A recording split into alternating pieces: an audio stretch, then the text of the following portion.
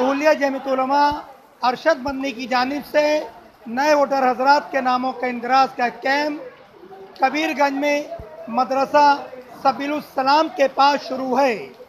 आज मोरखा 23 सितंबर को दोपहर में 2 बजे से शाम 6 बजे तक शुरू रहेगा।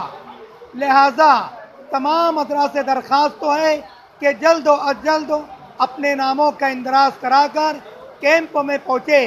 ऐन नवाजिश होंगी।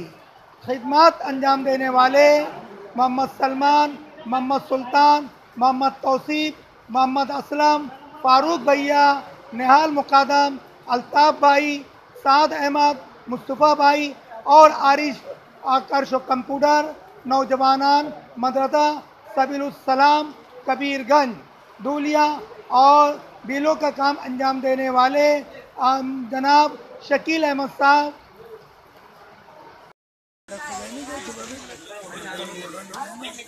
इधर से पीछे से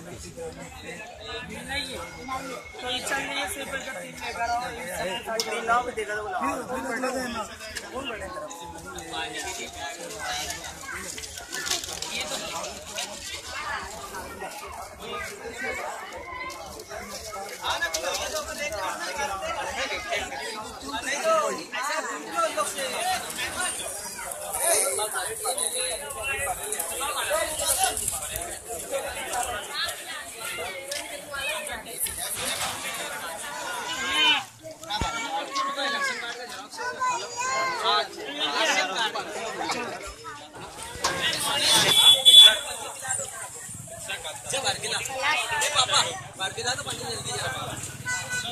तो